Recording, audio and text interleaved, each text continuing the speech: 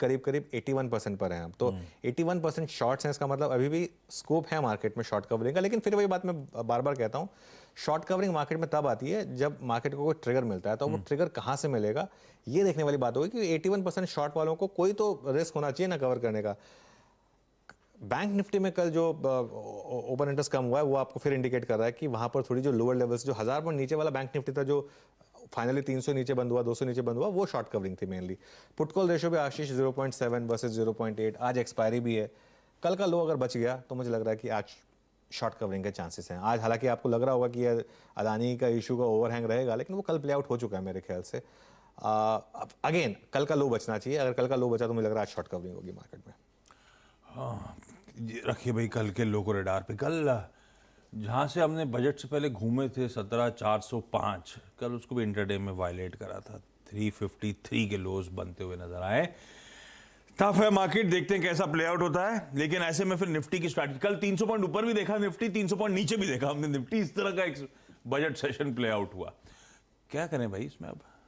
बहुत सिंपल है अब। तो देखिए कल लो देखिए और 200 डे सिंपल मूविंग एवरेज देखिए। कल का लो था, बेसिकली आपको 200 डे मूविंग एवरेज बचाना है। Simple 200 day simple moving average की इंपॉर्टेंस जो है मार्केट में, सबसे इंपॉर्टेंट लेवल होता है 200 day simple moving average. Market में कोई और लेवल की इतनी सिग्निफिकेंस नहीं होती जितनी 200 डे सिंपल मूविंग एवरेज की होती है।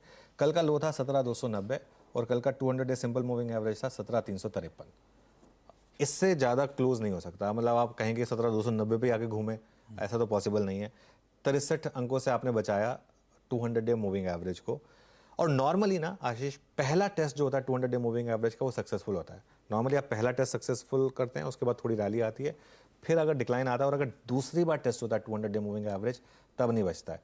तो अगर दूसरी बार टेस्ट हुआ और अगर आप क्लोजिंग बेसिस पर इसको तोड़ देते हैं तब आप जाएंगे 16,800 पर। लेकिन उसके लिए देख लें कि वो ब्रेक हो रहा है या नहीं हो रहा है। अब इसमें एक चीज़ होने वाली है, निफ्टी को एकदम तोड़ना भी इतना आसान नहीं होगा, क्योंकि एक पॉकेट बहुत स्ट्रांग बुल मार्केट में है, वो है आईटी।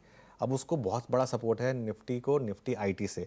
इस साल के आप मोस्ट देखिए, निफ्टी आईटी 5% ऊपर है और निफ्टी बैंक 8% नीचे है। 13% की डाइवर्जेंस हो गई है। अब छोटी नहीं रही है। जब शुरू हुआ था साल तो आपको याद होगा, पिछले साल की हम बात कर रहे थे कि पिछले साल कितना आउट परफॉर्मेंस था बैंक निफ्टी का कंपेयर टू निफ्टी।